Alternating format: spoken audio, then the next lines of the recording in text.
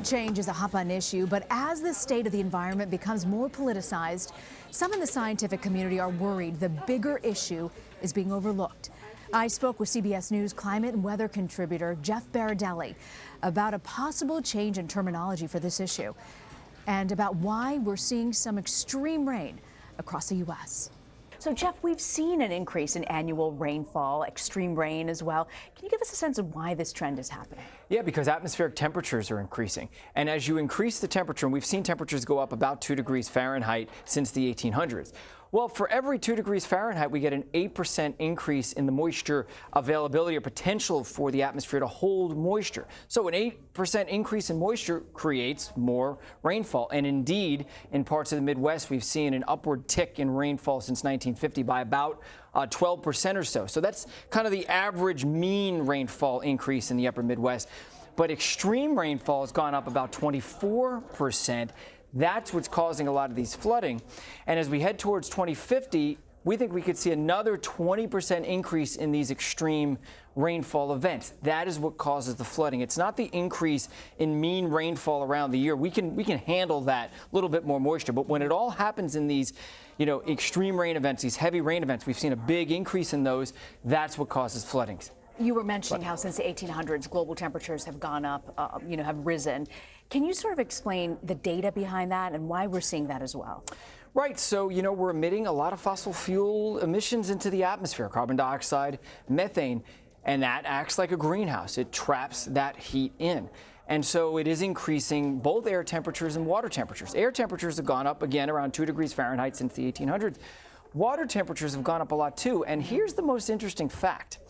The oceans are mitigating the amount of warming that happens in the atmosphere. In fact, the oceans are absorbing 93% of the excess heat. So if it weren't for the oceans, we'd be absolutely roasting right now. Wow. But everything has a reaction, right? Everything you do has an equal and opposite reaction.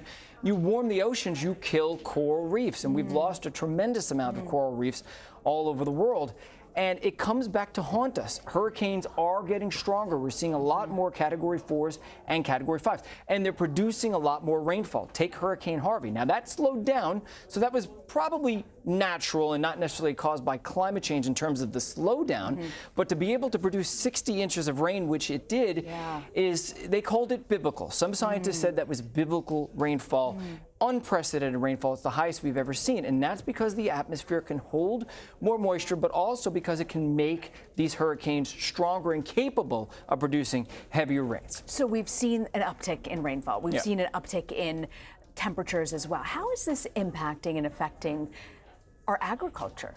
It's very difficult for farmers to predict what's going to happen next. One year, you have a bad flood. And lately, we've been having very bad flooding in the upper Midwest. Some places have seen more than one in 100-year flood in just a couple of years or a few years. So flooding is becoming worse. There are some farmers who cannot plant at all. Other farmers who can only plant, half of their crops or a percentage of their crops.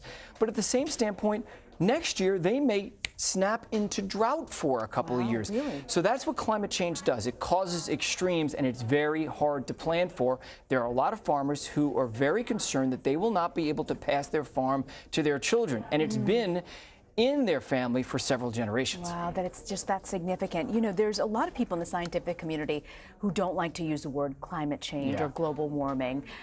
How is that sort of affecting the situation, and what are they choosing to use instead?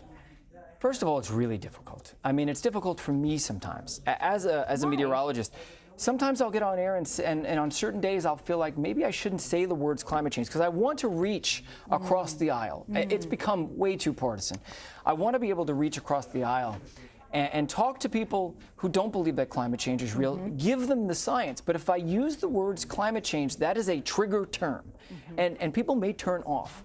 At the same standpoint, climate change doesn't communicate urgency at all. So that's the other side of the coin. Interesting. There are a lot of people in advocacy and people in the environmental movement who'd like to see it change to climate crisis or climate emergency, because it is a crisis situation for many people, for many animals, for ecology, for the environment.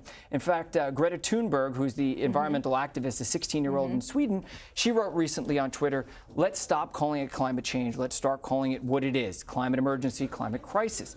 There is a company here in New York City, Spark Neuro is the name of the company, and they actually put electrodes on. They did a study with about 120 people, 40 Republicans, 40 Democrats, 40 independents, and they tested all of these terms. Climate crisis had a double or triple amount of emotional response than climate change did. Actually, it was triple for Republicans, double for Democrats, or not quite double, but 60% more for Democrats. So it goes to show you that climate crisis does convey more urgency, and so there's a push for many in the climate community to start calling it climate crisis. But whatever you call it, if it has the term climate change or crisis, people on the other side who don't view it as urgent or don't believe that it's happening will oftentimes just completely shut down. So it's a real problem in communication. So knowing that climate change is a term that's loaded and has some sort of a political charge to it, do you think it's preventing leadership and lawmakers from actually acting? Absolutely. There's no doubt about it. There are a lot of Republicans who do believe that climate change is happening, but they're afraid to mention it. Maybe they'll lose donors. Maybe their donors will fund their competition in the next round of elections. Maybe voters won't vote for them next time around. And so what's happening is even people on the other side of the aisle who do believe that climate change is happening, they're afraid to say it and afraid to do anything about it. So this charged, political term and this partisanship when it comes to climate change is really unnecessary, because scientists are virtually certain that it's happening. When I say virtually certain, 97% plus of scientists believe that climate change is happening and it's caused by humans. And honestly, there are studies that show that really it's closer to 99% plus, and that all the studies that have shown that it may not be caused by humans are actually flawed in one way or another. So climate scientists believe there is a climate consensus. So for our politicians to debate this is almost disingenuous, considering that the science says it is happening and it is caused by humans. Jeff Berardelli, thanks so much for joining us, Jeff. You're welcome.